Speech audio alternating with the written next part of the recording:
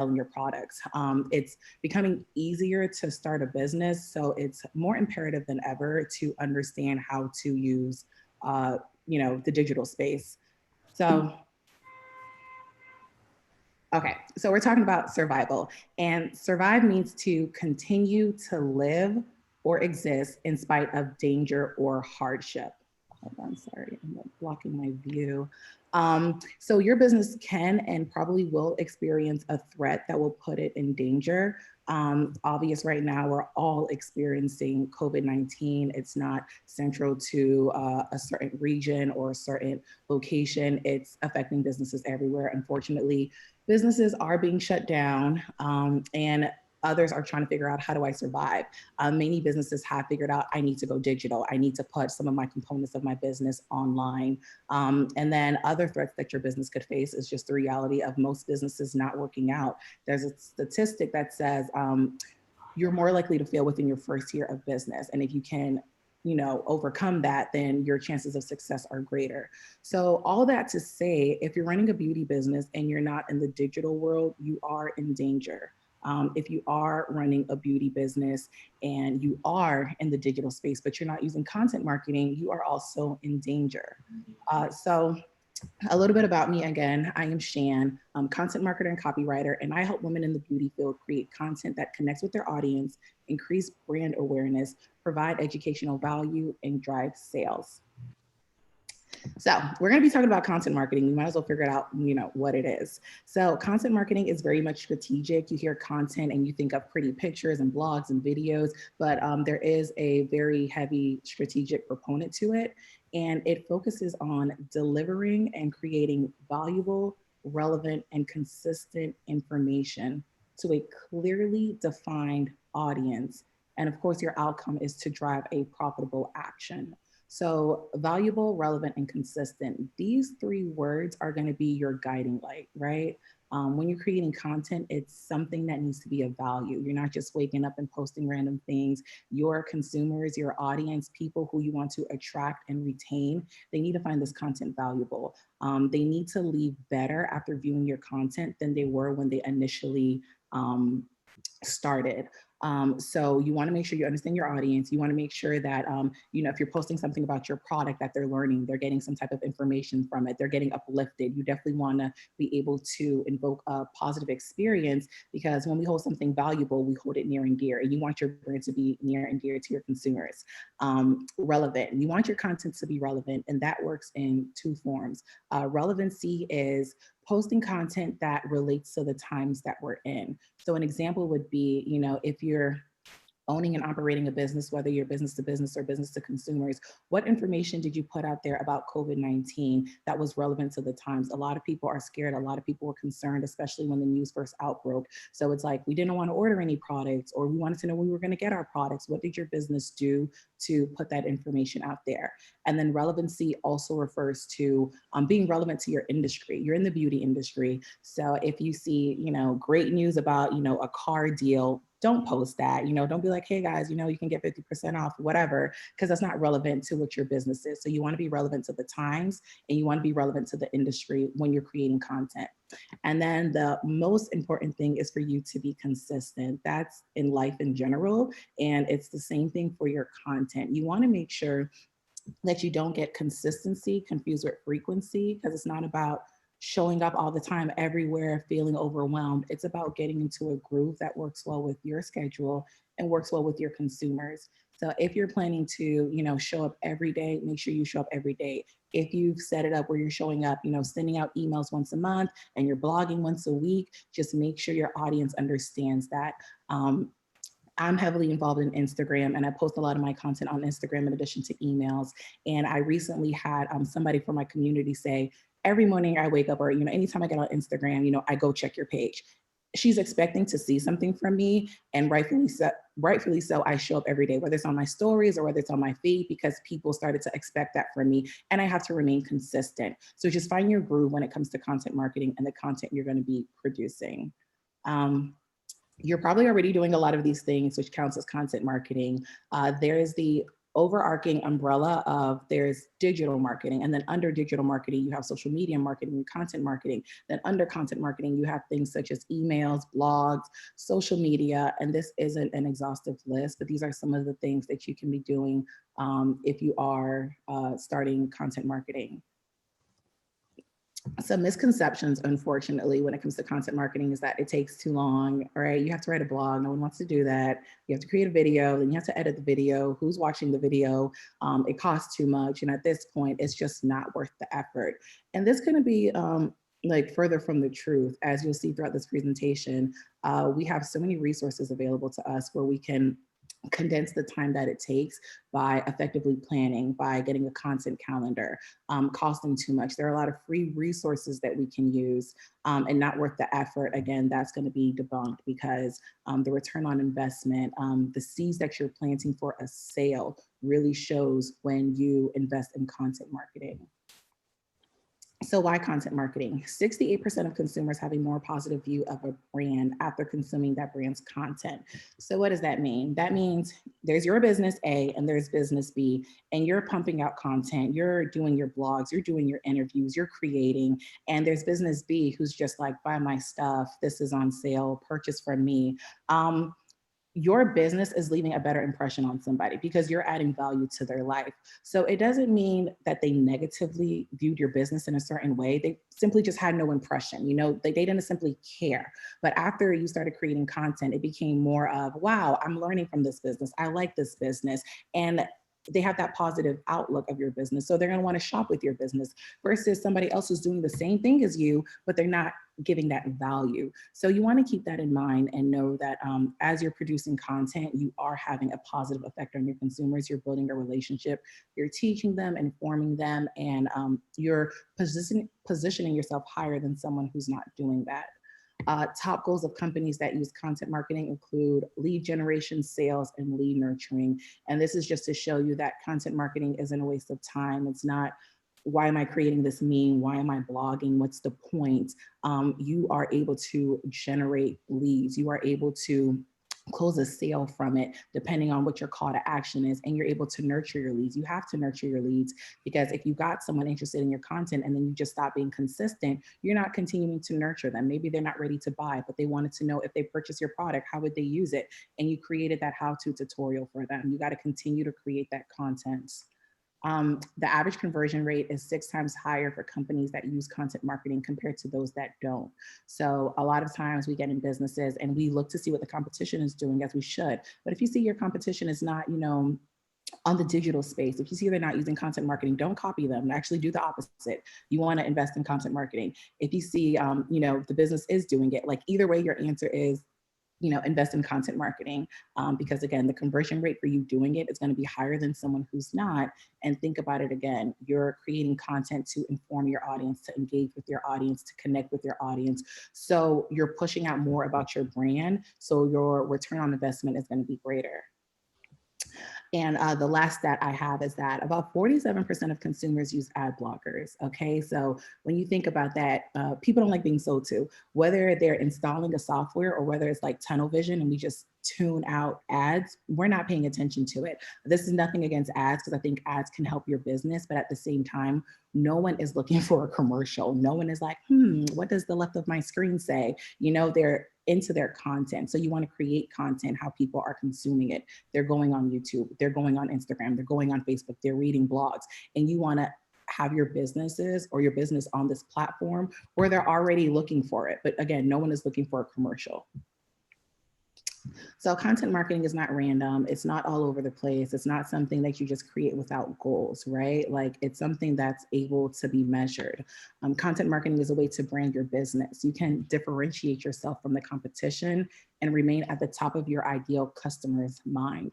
So if you're like, everyone sells this, everyone is doing what I'm doing, that's completely fine. Market yourself differently. That's exactly where content marketing comes in because you're gonna have other beauty businesses. You know, it's a like billion something dollar industry, right? So how can you get yourself out there and differentiate yourself? With your content is one of the best ways because what's the difference between your eyeliner and this eyeliner or your highlighter and this highlighter? Your content is able to get that and express that message.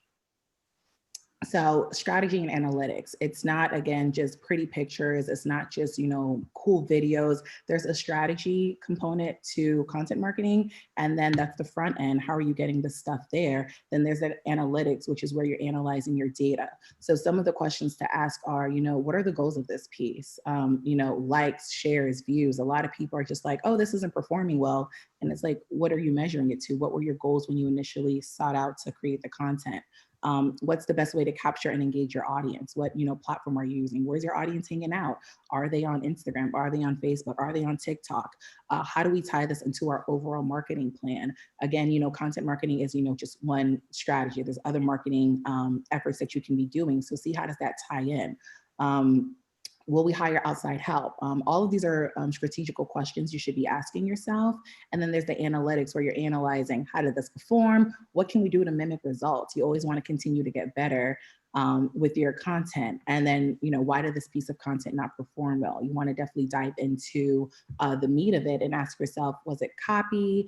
Was it the picture? Was it the post? Was it the time of day? And try to understand how you can move forward and learn from, not a failed content, because I don't like to say, we failed at things, but, just learn from something that didn't perform well. So how are you able to implement a content marketing strategy? For the sake of time, this is like a quick overview. You want to set your goals. You want to be very intentional about why you're creating something, why you're posting something. This isn't for personal gain. This is for your audience, but in the end, it's going to reward you. At the same time, you want to understand your audience. You want to understand how they talk, what they feel, what they're looking for. You want to figure out where you're posting. We're moving, like I said, into a digitally advanced world, and there's a lot of options at your fingertips. You don't want to be all over the place. That's one thing I do suggest is you don't want to, all right, I need to make a Facebook, I need to make an Instagram, I need to make a TikTok, I need to do this, which a lot of times we tend to do. And we're giving 20% to each platform and we're not seeing results. So you want to be focused and strategic and, maybe build your platform on, YouTube, or build your platform on Instagram. And then you're able to, convert people over once you start growing that following. Because right now, as you're growing, or as, no one's not aware of you, you just don't want to be all over the place. And then you're driving people to a dead network where it's like, I'm not even on Twitter, but just follow me. Don't do that. You want to understand your USP, which stands for your unique selling proposition or your unique selling point. And that's what makes you different. There's a reason people should be purchasing from you, and you have to figure out what that is, whether it's your personality, whether it's your, ethically sourced products, whether it's, your local, you have to spin it so it's like convincing, but find out what makes you different and how you're going to position yourself with your content so you're not sounding like everything else out there. Why should people read your stuff? Why should people digest your content versus what somebody else is doing? Decide which forms of content to post. You have your blogs, you have videos, you have interviews. There's an exhaustive list of what you can be using to create content. So figure out what works best for your people. Some of my audience members, don't care to read. So I'm like, all right, this blog might not do well, but maybe if I put a discount code, they'll go to it. Or maybe if I create a video, they'll like to listen to that more. You got to figure out your audience and figure out how they like to consume their content, so you know which kind of content you're going to post. Number 6 is definitely important because you want to develop a system to manage and track your content. Again, this isn't I'm posting today and I got 6 likes. We did a great job, team. This is our goal. This is what we want to do. This is how we're managing everything. And this is how we're tracking the content. And creating a content calendar is an extremely helpful way to kind of bring number 1 through 6 together. And this is a content calendar that I've created for Instagram to help my community, who I refer to as my business sisters. And it organized what they're posting. And this was for Instagram. So it was all catered to Instagram. And it told them why they're posting. And this is a great tool for planning ahead. So again, when people are like, it takes too long, it doesn't need to take too long. You dedicate some time to it. You figure out what you're going to do. Some people do quarterly, some people do monthly, some people do yearly, and you put that on a content calendar and you follow that, you plan that, you automate that, you start posting that. So you definitely want to invest in a content calendar, whether you purchase that from somebody or you create that yourself, or you just download a template to kind of get you an idea of what to do. And then there's the whole, well, where do I find content ideas, right? We're not just rolling out of bed and being like, I think it's a good day to post this. No, you want to see what your competition is doing. You want to see what they're posting, what kind of traction they're getting with their content. You want to look to beauty trends and influencers. You want to hear straight from your audience. You know, maybe you have some reviews on your page, or maybe there's some comments going on right now on your social media where somebody's like, hey, I got this and I loved it, but I wasn't sure how to open it, or I wasn't sure, you know, like what this or that did. You know, you want to take that and like, okay, I need to be teaching them something about this, or, you know, I need to be highlighting a certain feature of this product that they didn't know. Recent events, what's going on in the world, Google search and social media are just, again, some of the places where you can find content ideas. And then you never want to overwork yourself, overwhelm yourself, which is why I feel like a lot of people just throw content marketing to the side because it's a lot of work. There's what we call repurposing your content. It's not creating new content. It's taking the content that you have and just putting it out there again, either in a different way or in a different format. So excuse me, let's say you have your how-to video. You take that how-to video, you talk about it in your email, you know, you do a blog about it, you write about it, and you have the video. You talk about the video in your social media platform, and they all have, you know, the same call to action. So you just took one video and you repurposed it for, you know, 2, 3, 4, whatever different other content pieces. So the key takeaways, again, guys, we are in a digitally advanced world. And you want to be able to survive this, especially during times like COVID-19. So you want to make sure that you're pushing content out there into the digital space. You want to invest in content marketing. You want to use digital platforms to your advantage to consistently create valuable, relevant, and consistent content. Figure out what you can turn into an ebook. Figure out what you can turn, you know, into a couple social media posts. Repurpose your frequently asked questions. Take, you know, what you're used to doing on a face-to-face basis and add that into your content. Implement a strategy, analyze the data, and of course, the key is to work smarter and not harder. And that concludes my presentation. Wow! Wow! That was amazing. Thank you so much. I actually did learn a That's lot. amazing. I already have like an entire note just giving it to you. And of course, I'll be sending you a DM because a copy of the presentation. Of It's course. definitely something that um, everyone should have access to. So yes, I'll definitely reach out to you. Okay. All right, so people, ladies and gentlemen, let's go into another section. Shan has really done a great job letting us know what content marketing is and how we can use content marketing to ensure that we're carrying out the right digital strategies. So I'll come to you, Evans. How does branding come into all of this? Because when I did get your profile, I was told that you're really good at branding and market differentiation. So how does branding come into all of this, and what role does it play in ensuring that we are visible at a time like this? Okay, I will speak about branding and beyond branding really, because the reality is that the way things are right. Sorry, Spot say something. No, I said awesome.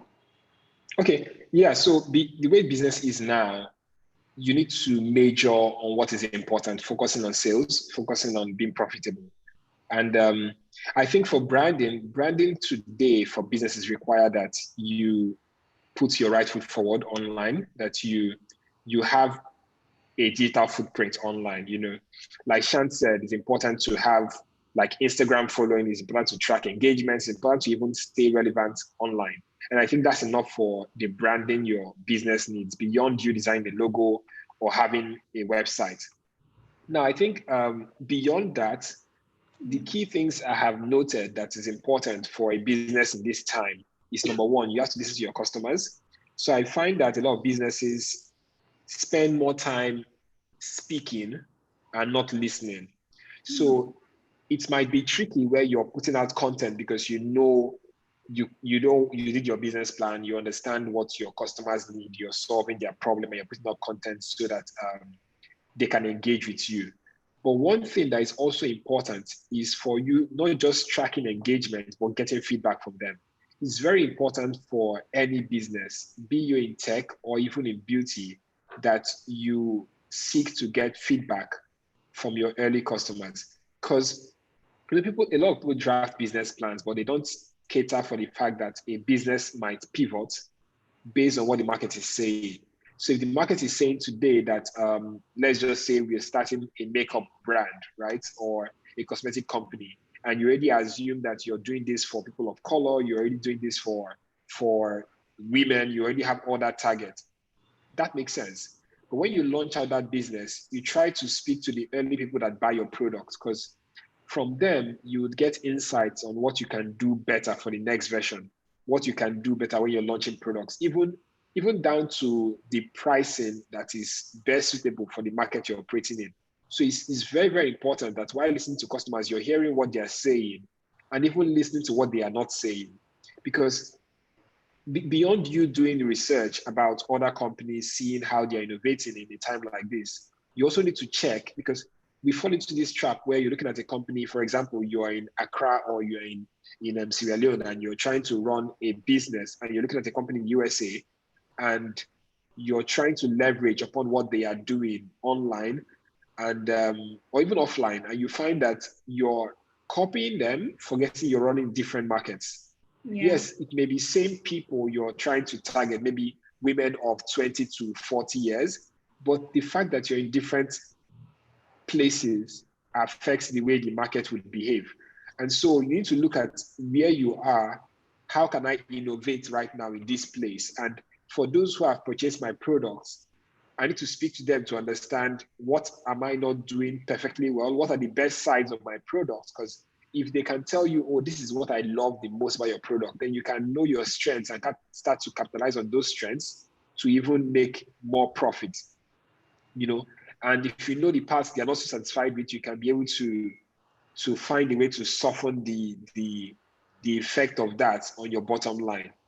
Beyond listening to customers, I think people should also move fast. Moving fast is very important in a time like this, because you find out that a lot of larger companies found it a lot difficult to adjust to the reality of an isolation, to the reality of a pandemic, because they have lots of procedures to do very simple things, you know. And this is just normal. When your business starts to grow, starts to expand, it starts to complex. It means that for a simple idea like all the team are all going remotely next week, that needs to go through the board of directors, need to decide on how that will work, or modalities, how do we track what they're doing. All of that processes need to be in place. But the beauty of having a small business today, which while looking to grow to become a lot larger, is that you can decide faster. It means that innovation today can be a simple idea from one of your frontline staff. So you have someone that works in sales while you run the company, while you do the visionary work, the innovation work. And that person can give you feedback saying, oh, from what I've gathered, I think people would prefer this over this. Or can we consider at a time like this, doing a sale on our products? We think it would make sense to drive more sales, knowing fully well that our products are not essentials, because we find a lot of people bought more essentials at a time like this. You know, people focused more on food, focused more on things that they consider they needed every day. You know, a lot of fashion stores didn't get a lot of sales as they would usually get. You know, summer sales is really tanking a lot of companies, because this is what is normal. By summertime, there's summer sales, there's, you know, all of these things. And you find that at a time like this, people are not shopping as much as they should. So it might be reasonable to move fast with ideas that you get. I'm not disputing the fact that you need to think clearly about those ideas, but it's more like, while you take so much time, it might be a disservice for your business. Yeah. Moving fast helps you to understand what is not working, and you can also move fast to correct it.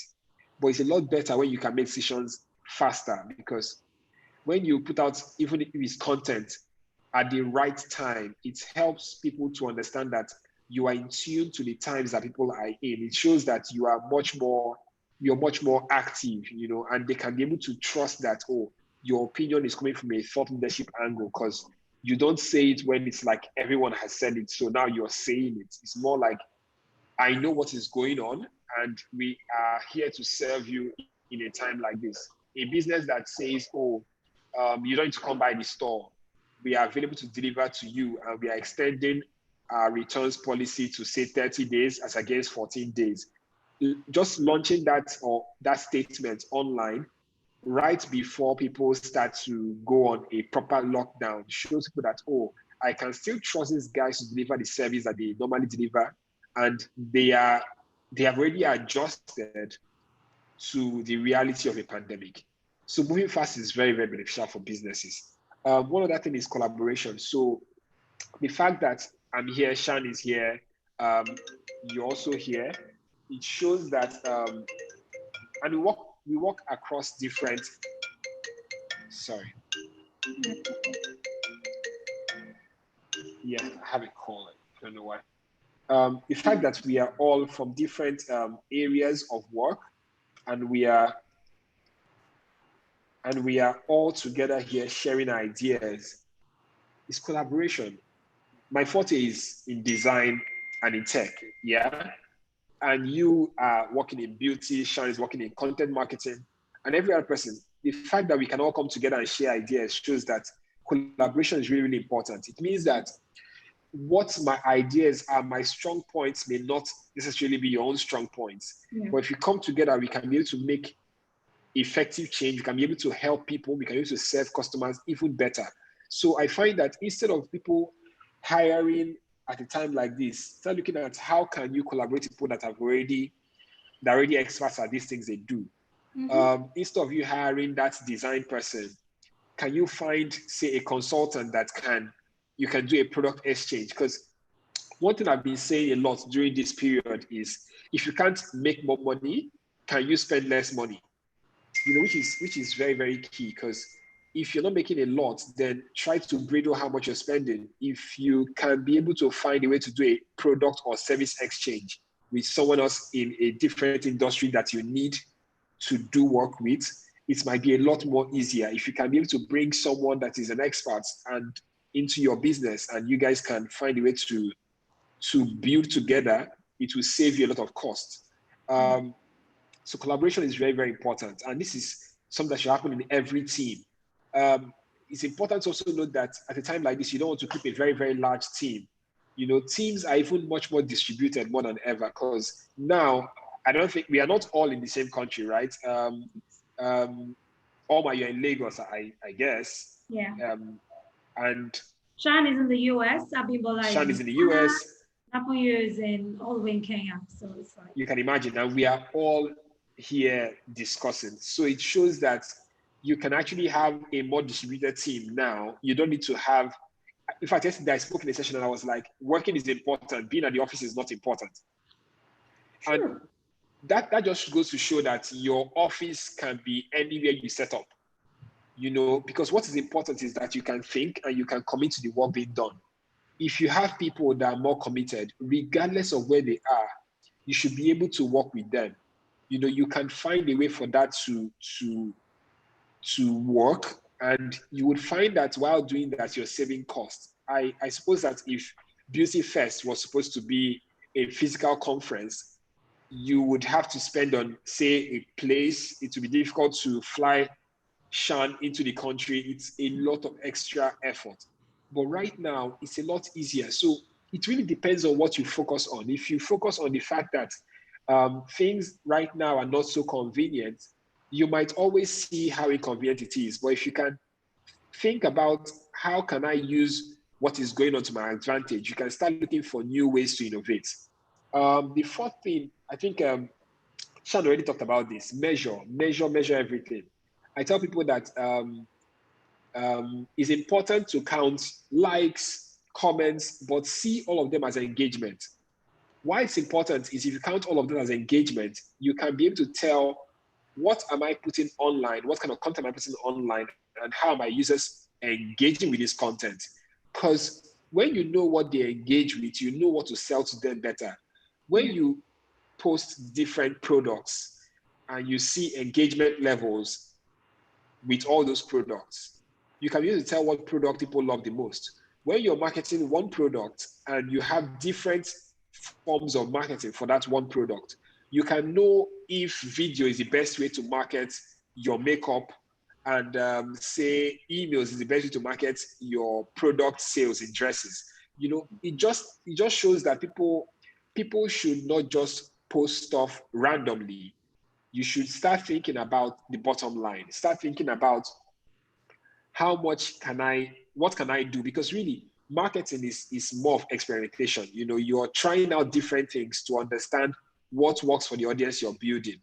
And even while you try out different things for marketing, it's not just important to have them knowing about your products or having it on brand recall, but you're going down to how much sales am I making for all of what I'm marketing? Because you'll start getting to know things like cost per acquisition. You can tell, if I spend X amount of money on marketing, I should be able to get 20 customers. If I should be able to increase X to 2X or 3X, I can be able to increase my customers by 1.5X or 5X. You know, and you should be able to have those kind of numbers in mind, because you've been doing it for a while, you've been experimenting on this. And that goes to show that if you're a data-driven company, you would spend far less. You know, it's surprising. You found Disha. I'm not sure exactly how you found the company Disha, but I can assure you that since we launched the platform in October till now, we've not spent up to $50 in marketing. And we have over 10,000 users. And it just goes to say that, because when we post, we try to see, what do we post online? How do we measure what we post online? What do we post that people engage with the most? And how can we get our customers to talk about what we are building? You know, and all of these things, we are always watching data, always looking at the numbers, always looking at, what did you do last month that made us get up to 10,000 users? What do we do this month? We can be able to increase our users by 5. You know, how can we do all of these things, and how can we save money? Because really, when you go down to the regular business studies, profit is selling price minus cost price.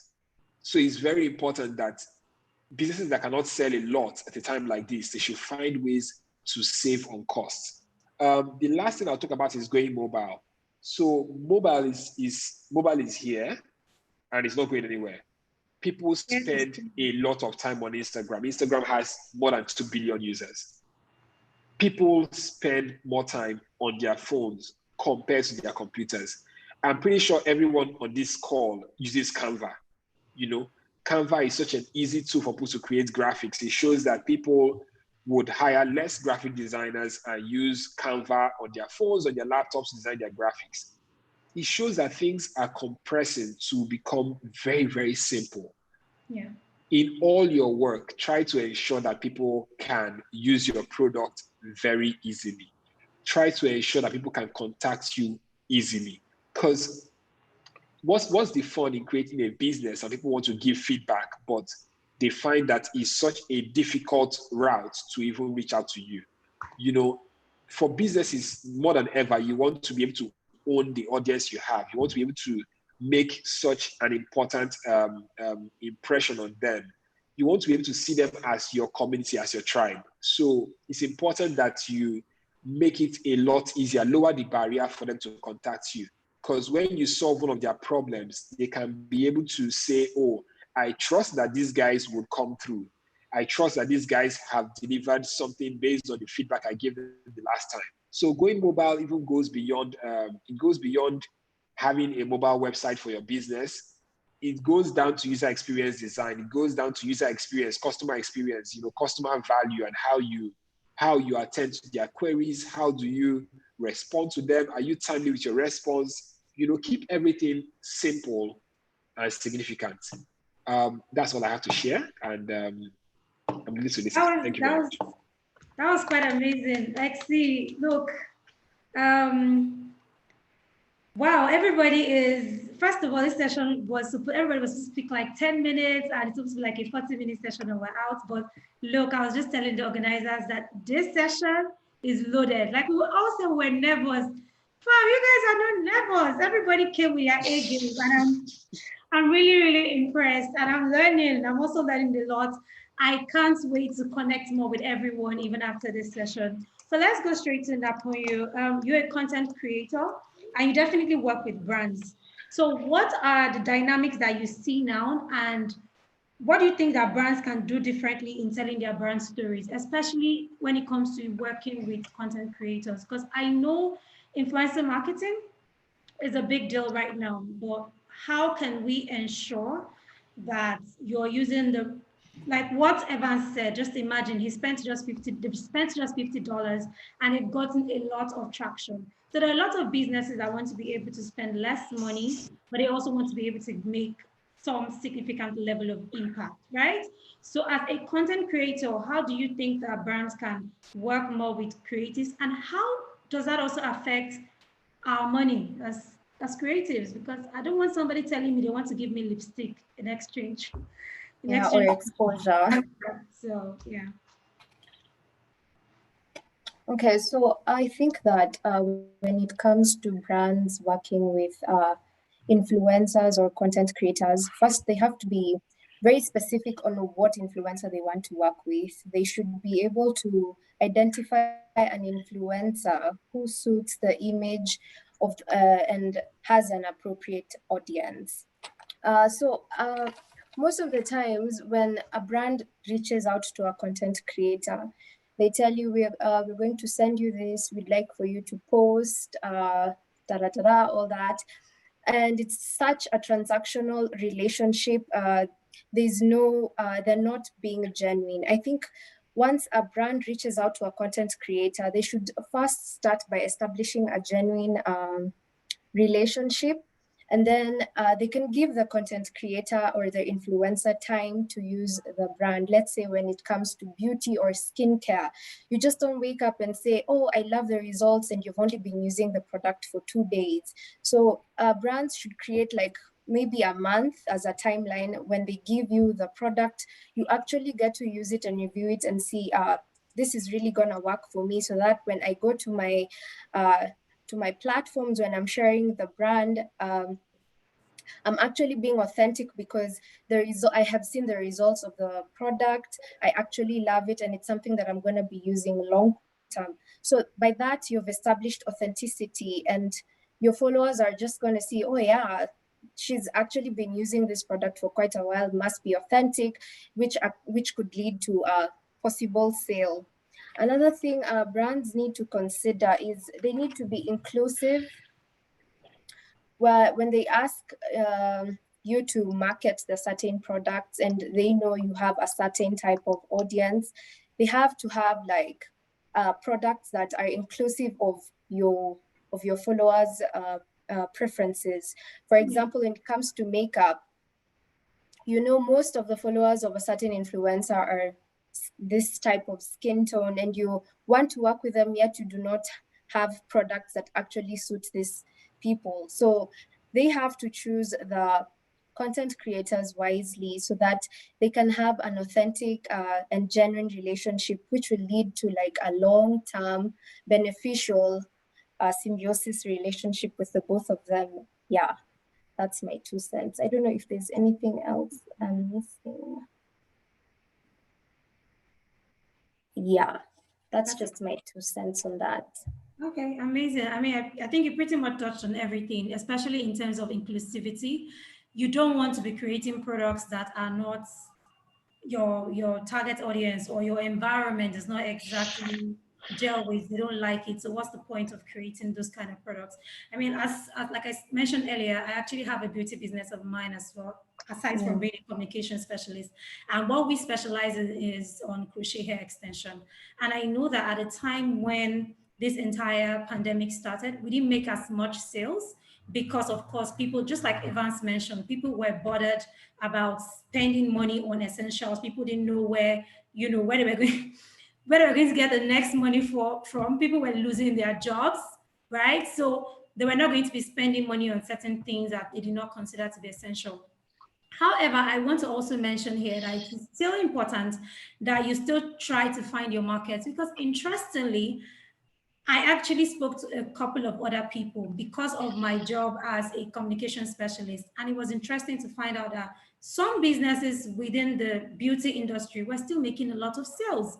How? They were trying to make sure that they were teaching people how to use their products even while at home. So they were finding ways to actually sell those products to people, and they'll tell you, oh, well, you now, okay, like we sell crochet hair extensions, right? So this is how you can install the crochet hair extension at home.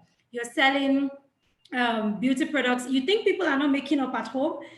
I haven't really been to the office as much, but guess what? I have makeup on today, and people were still applying makeup. People were still taking pictures. People were still wearing clothes. I even heard that people were actually getting all dressed up to attend online service from their homes. I'm like, whoa, someone like me, I just wants to be on my bed. So it just goes to show that we have to be thinking out of the box. Do not sell yourself short. Do not think that your business has come to an end because the pandemic is on. People are still finding ways, innovative ways to make sure they're selling. So let's go over to Abimbola. My question for you is, you have a digital community. So what are the digital strategies that entrepreneurs can put in place in building a digital community? Because I believe that the best way to own a market is to actually build a community. I mean, look at what Disha is doing. I know that looking at their page a couple of times, I think, I can't say for a fact, but I believe that one of their digital strategies is trying to get people to actually talk about them. So let me give you an instance. I've seen, because I've just been taking my time to actually monitor the brand before I eventually go on there. And I've noticed that what people are doing is you would see the you see a link in their bio, right? Because Instagram is not letting us to have more than one link. So when you look at the link, you see Disha. Of course, you get, when you see it with 1, 5, 20, 50 people, you get curious, like, what's this Disha about? And it gets you to actually research. So I think the best way for you to do this is to build a community. And you have been able to do that as better community, right? So tell us, how can we leverage on communities? And how are you making it happen? Thank you, Oma. I think the first thing to note to ask yourself is, what is your overall business objective? Why are you in business, first of all? Because your business goals will help you to decide, okay, is it the community route? Is it just owning my social media page or building multiple social media pages or having multiple platforms? Yeah. So you need to know, first of all, why you're in business. Customers are obviously the reason why you're in business, first of all. But what is your vision? What is your mission? And how do you plan to get there? Which is where you now drill down into your marketing objective. Your marketing objective largely help you to drive business goals. Digital marketing is just one part of being digital. It's just one part of going digital. Digital right now is everything from content to content creation to content marketing to delivering a service online to customer interaction to customer fulfillment. People are doing things on WhatsApp, on Instagram. People are doing end-to-end, like they're speaking to their customers, they're selling to them, they're going all the way to product fulfillment off of just being digital. So that's the first thing to note in going digital. How can you use technology for your business in a way that it helps you serve your business goals, it helps you serve your higher purpose, it helps you serve your mission and your vision. And then when you drill down into that, then you can figure out, okay, a community can help me achieve what my business goal is about. The whole point of having a community, first of all, is a sacred interactive space that, first of all, does help you to show your mission. But it's also a place where you can actually serve your customer target. You now need to decide, what is my customer target? Who are the people in the market that I think I'm actually creating for? Who are the people in my community, in my customer target that I want to be in this community, that I want to show, that I want to share, that I want to educate? That's the first part of building a community. You also need to figure out, who are they, first of all? What are they doing? What is their online behavior? Why am I in the best position to serve them this? Why is the community the best way to serve them this? The whole point of the community, again, is for people to feel like they're part of something, they're doing something that is actually worthwhile. Whatever is being served to them via that community is doing something in their life, is maybe bettering their life in one way or another. So yeah, first of all, that's what you need to figure out. So you also need to figure out where do you want to build this community. There are so many digital platforms. There's all the way from WhatsApp to Telegram to YouTube to Twitter. Every single platform has its own different way of communication. Every single platform, you can build a different community on every single platform, but you need to figure out where is that happening. I guess another way to figure it out is, what are people in your similar market space doing? What are your competitors doing? Where are they building their platforms? Where are they building community? That is one way of figuring out how, first of all, before you decide, oh, I want to do a community. And when you figure out what your competitors are doing, it's up to you to now niche even further to decide, okay, this is what my content is going to be about. This is what I want to serve my community with. Because content marketing is really about service. It's about somebody sees something, they resonate with it, they feel like, oh, this is something that can definitely elevate me in one way or another. And then from this act of service from you, who's the creator, the person who is digesting it can understand and can communicate and can refer and can share with their friends, they can share with their families. And I guess that's the whole point of a community, even a community offline, right? That's even the reason why a community started in the first place. Yeah. So figuring out better community for us was the first way and the biggest way to show that we're about skincare. Skincare education is not something that is it's very widespread, right? You can go anywhere and Google how to cure acne, and you will definitely find something. There's something everywhere for everyone. But is the information accurate, right? Is it accurate? Is it tested? Is it effective? What do other people have to say about it? You notice that for people with skin issues, first of all, your first point of call is not necessarily to go to a dermatologist. Your first point of call is to ask friends what they've done. Your first point of call to type into Google. Your first point of call is to walk into like a drugstore and just ask someone to recommend something for you.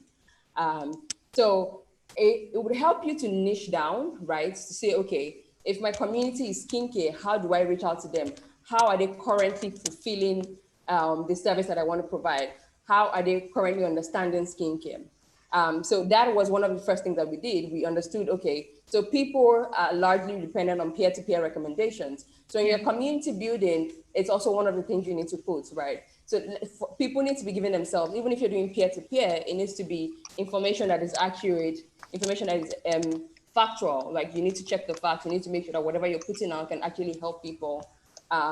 It's factual, basically.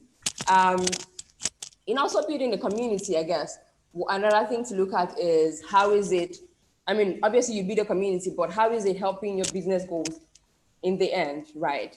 People are coming there to listen to you, but what are they taking from it, apart from maybe education, right? If education is the only thing they're taking, it fine. But do you want something more? Do you want them to take something more whenever they come to you? Education, where to get products from, especially they can speak to influencers in the space. Because when you build a community, what you're really doing is bringing together different stakeholders to one place. Stakeholders from everything from an educator to a specialist to someone who sells product, for instance, in a skincare community. But you can duplicate it in any other community you want to do. It's a beauty community, it's a content creating community. People want to learn something. People want to feel like, oh, I'm part of something that can actually benefit my life, that can benefit the reason why I'm here. So when you do that, I guess that can help you figure out exactly what you want in starting a community. You're not just building a community, or because maybe community is like a buzzword right now, but it can help you to really niche down to say, I want to do this, and this is why I want to do this. This is how I intend to impact people's life. This is how I intend to serve my community. This is how I intend to make their lives better. That's my 2 cents. I hope that Everyone has been really excited and just bringing their A game here. And I've learned a lot. And just to put it out there, each and every one of you needs to think of creating some kind of ebook on everything you've spoken about, and just put it out there for your community, because this is a lot of knowledge and it's a wealth of knowledge. So just before we go into the Q&A, because I know that people have questions for us, I just want to quickly go back to Evans. You told the world now you guys have spent just $50, and believe me, a lot of entrepreneurs and business owners are really interested in understanding how they can actually make that happen, right? I mean, but don't you want to be spending less money in yes, definitely. So tell us, how can we, because I know one of the questions that I got when I was, I reached out to people on my Instagram and I said, hey, let me know what questions you would like me to ask the panelists today, since I have that superpower to, to steady conversation. And a lot of people were really interested in how they can, what should they be advertising at this point in time? What should they be spending money on? How can they spend less money on digital ads, right? Because it's not every small business can afford to spend the money that Coca-Cola and Unilever and all the likes are spending. So let's tell us. Okay, so the first thing is, Omar, you have about 10,000 followers on Instagram. Yes, you have about 10,000 followers on Instagram. Yeah. When you have that, if you've been intentional about growing your personal audience, then to extend to whatever you say you're starting. People have been following me for quite a while. I still have like 12,000 followers, but those followers, a lot of them became customers. And I have co-founders that also have average of say 8,000 followers, right? And imagine if you're so I find that people are always interested in what you're building. They're interested in why you're building what you're building. Personally, I have said a lot of things about the product. I will start with a simple question. How would you guys, this was like January of last year, or February last year. How would you guys like to design your websites on your phone? That was a simple question I asked to my stories. And lots of people were like, yes, yes, yes, yes, and just that was enough validation, because I know the kind of audience I have built. A lot of them are design-driven people. A lot of them are content people. And I was like, if I was to do market research, I have done my research online that this is where the trends are going to, that people are looking for simpler platforms to do very important stuff. And this market research started from me looking at how Photoshop was like the simplest application at the time to make graphics. But today, a lot of people are using Canva. There was a time when there are beauty apps that, in fact, if you need a digital artist to design your face without makeup, but there are apps now you can take a blank picture and add makeup with those apps. So people are looking for simpler apps to do a lot of stuff, but no one is doing that for websites. So let's ask the question if people are willing to do stuff like that for websites. And people were like, yes, yes, yes. And when we started building it out, I would ask questions like, where do you spend more time, on your phone or your laptop? Which of these designs is a lot user-friendly? Some of those questions, I had the answers to them. People were like, they were watching the trailer of a movie being made, the behind the scenes. So a lot of times they saw pictures, they saw different snippets of the products we are building. They saw different parts of it even before it was launched. Yeah, some people will be like, oh, you're putting your ideas out there. And I was like, yes, ideas are free. Ideas are everywhere. Implementation is the hardest thing. How many people can actually commit to putting those ideas into work? You said a fashion or a beauty business rather. I'm pretty sure there are over 1 million beauty businesses out there in the world.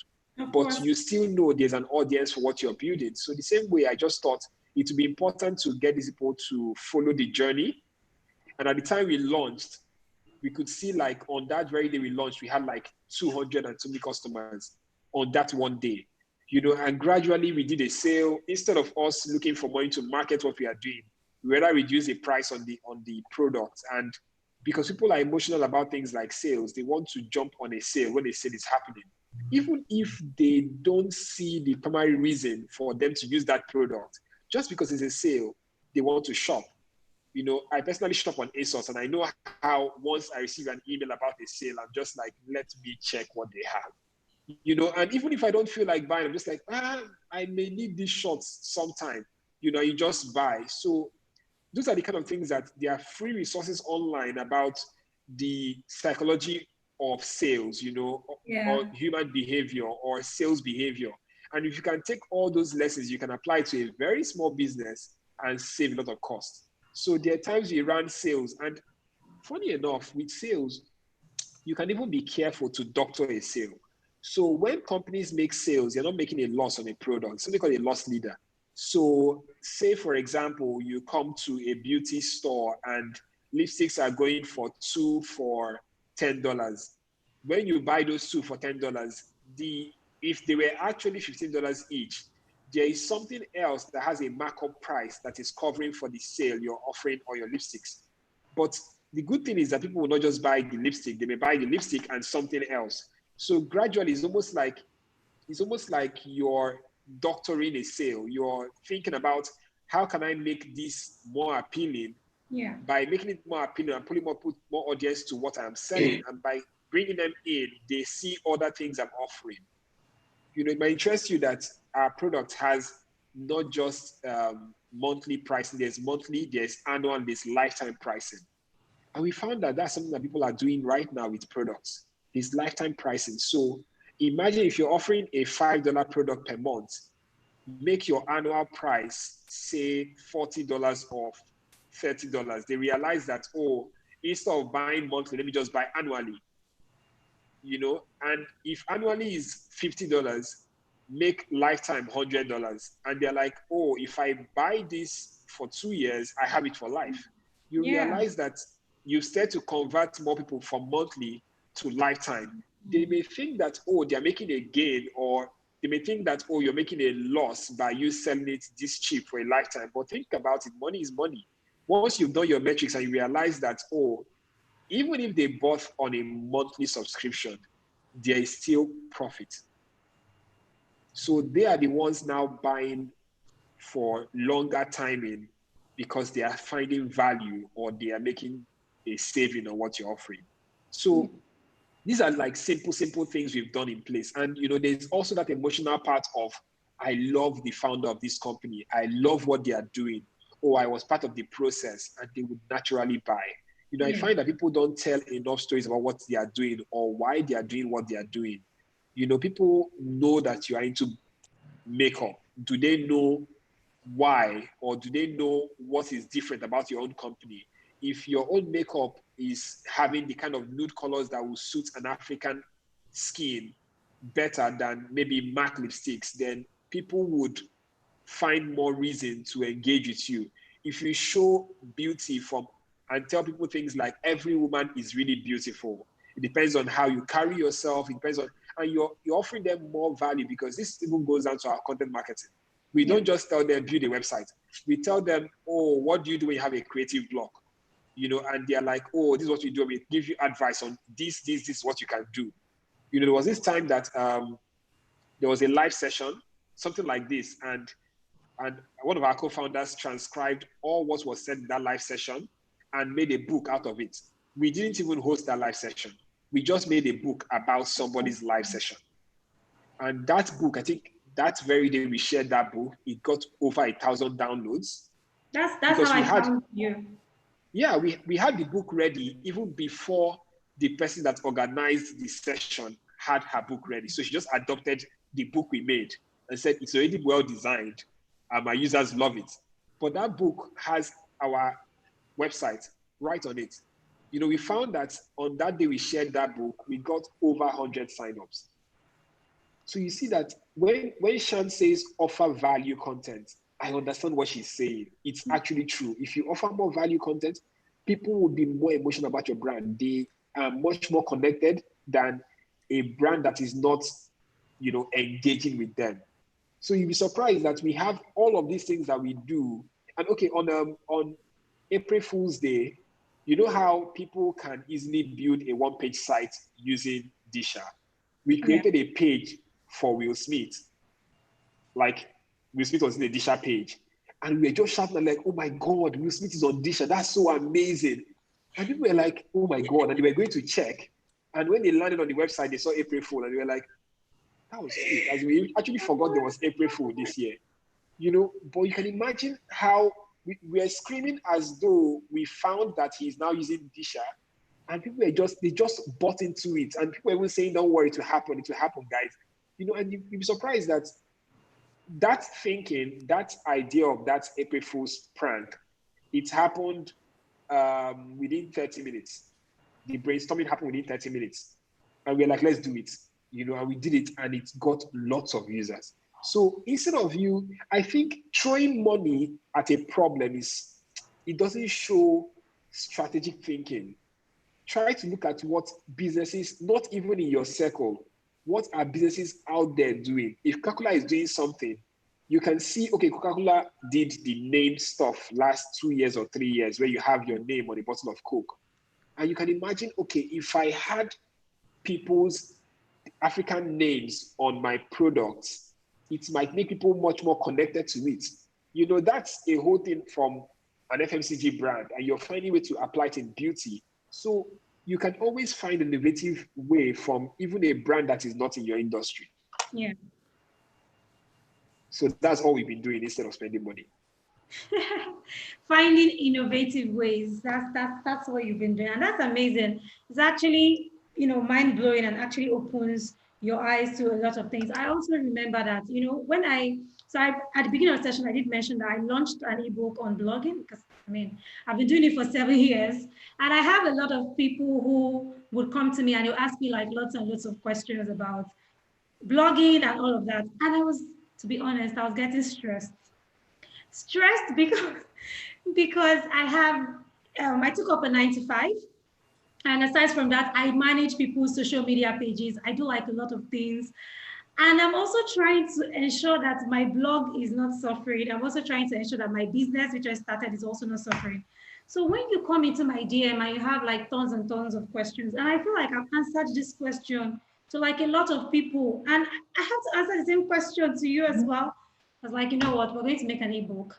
Initially, I was going to make the ebook free, but then I said, nah, we're going to put money on it and make sure that while you are also, so what I've done is, if you want the ebook, buy the ebook. And when you buy the ebook, you have some kind of access to me. So if you read, the truth is, when you completely read that ebook, you almost have no question. So when you eventually, I'll tell you, hey, I'm selling the ebook to you.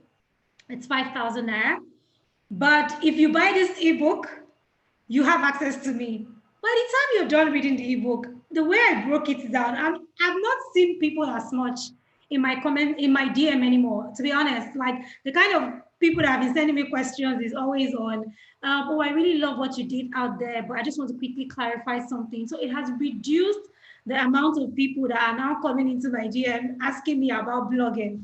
And just to put it out there, in case there's anyone who's listening to us right now, Nancy, who is the convener of this conference, is a very good friend of mine. So of course, if there's anyone who's attending this conference that wants the ebook, I'll give you, I wanted to be extra generous and say 50%, but no, we're going to do 30% off for anyone who wants the ebook. Before I say 50%, and then I put myself in trouble. Nah. So we're going to do 30% for anyone. Just tell me that you attended this session from Beauty First Africa, and I'll give you a 30% discount. So guys, this was a really intense one, an amazing one. I'm just going to go around one more time and let you have your last words before we go into the Q&A. I have a lot of questions that I would have loved to ask you, but I don't want to be selfish. So, and I already have my cue here telling me 8 minutes left. So let's go. Starting with Abimbola. Any last words before we go into the Q&A? Any last words? I guess my last words would be, whatever you want to do, the customer is really who you're solving from. Whatever problem you're solving for your customer. And you need to really zone in and break down what you're trying to achieve, what problem you're actually solving for them. And as everyone has said here, you need to constantly ask them, am I solving your problem? Has this helped you in any way? How can I do this better for you? How can I make life easier for you? I guess that's the best way to remain in business. Yeah. True. Napoyu?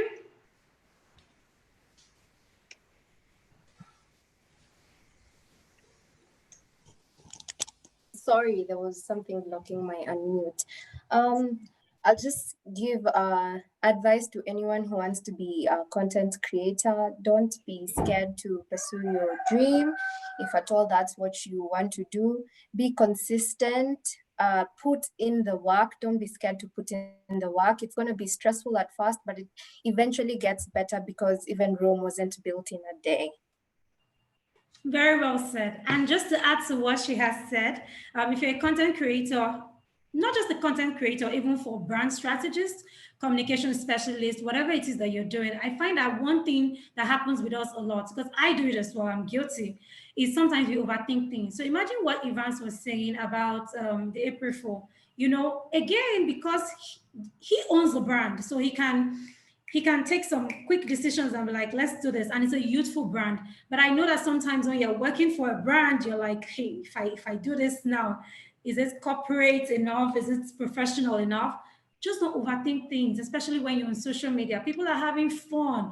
I did something for a brand that I managed. They're called Backup Cash. And I just said, you know what? Let's do this thing about this Don't Leave Me challenge. You know, and I said, it initially, of course, my executives are like, what is Don't Leave Me challenge? Like, really?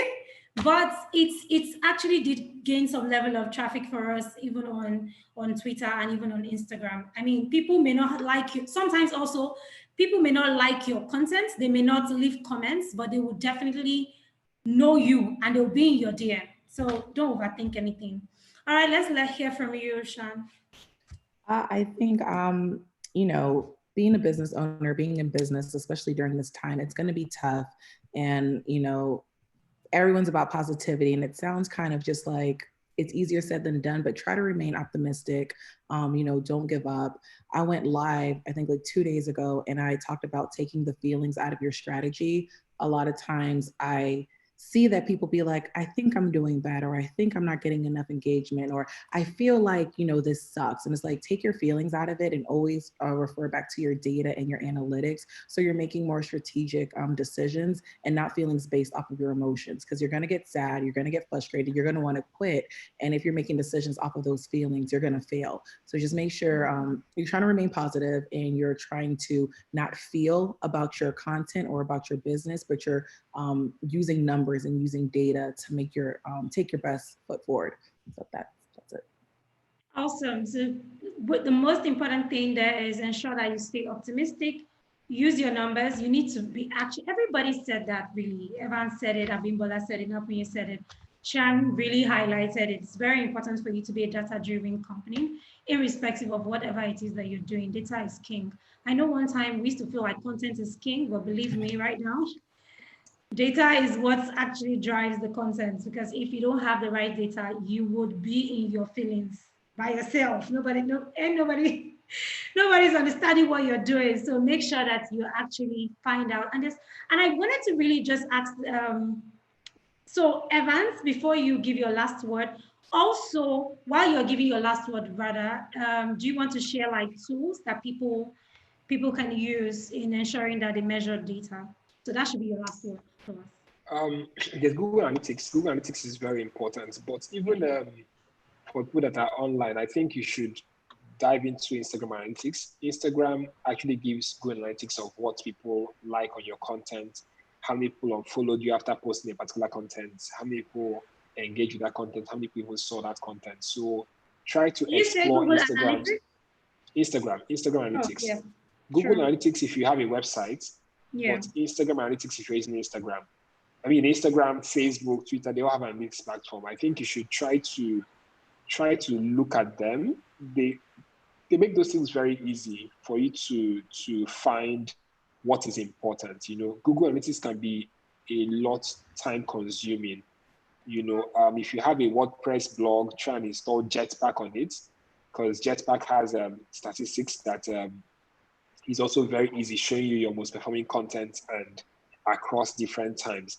And if you use Disha, Disha has analytics right into it. So it shows you how many people are clicking on your links on your page and how many people are viewing your page. So try to look at all these numbers. You will start seeing a pattern of what people engage with the most, so you can know what to do better. Okay, awesome. So unfortunately, I've been told that we don't have so much time anymore for Q&A. However, they will be sharing answers from panelists on Beauty First Africa tonight. I think there's an event, so definitely they'll be sharing. They will share the questions to all of the panelists, so that if you have any answers to any of the questions that they've shared, you can definitely answer and you can share it with the community tonight. I will also be reaching out to each and every one of you. I've done a screenshot of some of the questions that I saw. So I'll reach out to some of you and maybe we can all have like our own little, Instagram live session where we also speak to the Beauty First Africa community. I'm really excited about connecting with everyone. I told myself that at the beginning of 2020, I wanted network more and, meet more people online, offline. COVID happened, so we're spending more time at home. So I might as well just become your virtual friend. I truly did enjoy the session, and I hope that everyone who was here also enjoyed the session. It was great having you. I had fun. I hope you guys had fun as well. I had so much fun. I'm so I had honored. fun too. Thank you for having us. Thank you so much for being my guest. I'm feeling really fly today that I hosted a session, and I look forward Well done. and I'm looking forward to hosting you guys. And I hope that when I reach out, you definitely oblige me. People are asking so many questions, but unfortunately, we can't take them. I'm seeing questions like, where can I purchase the content calendar? Sean, maybe you just want to put something on your Instagram story. Let people know about the content calendar. Evans, you want to just put something on your Instagram story as well. Let people know stuff about Disha. Napunyu, please write something about content creating. Abimbola, let people know about. So you guys, please just go to their handles. Before we go, I'll just say their handles real quick so that you can follow them. Mine is Oma263, so it's OMA263. Evans is Evans Akano. I'm sorry if I mispronounced your name. It's fine. It's fine. Okay, so it's EVANS, AKANNO. Napunyu's handle, I'm just trying to pull everybody's handle real quick so that we can leave. Napunyu's handle is her name and her surname, so it's NAPUNYULERIARI. And Abimbola, I have Bear the Community. I know she has her personal page as well, but I think it's private. However, if you follow Bear the Community, you will find her as well. So Bear the Community is Bear as in BARE, and then community. You can just go to my Instagram page. I actually have a post there where I tagged every one of them. So yeah, you'll find them there. Thank you to Nancy and the entire Beauty First Africa team for having us. Let's tell them thank you, thank you, thank you. Thank you. Thank you, everyone. Thanks, guys. Bye. Thank And I'll see you guys some other time. Bye. All right, bye. Bye. Bye.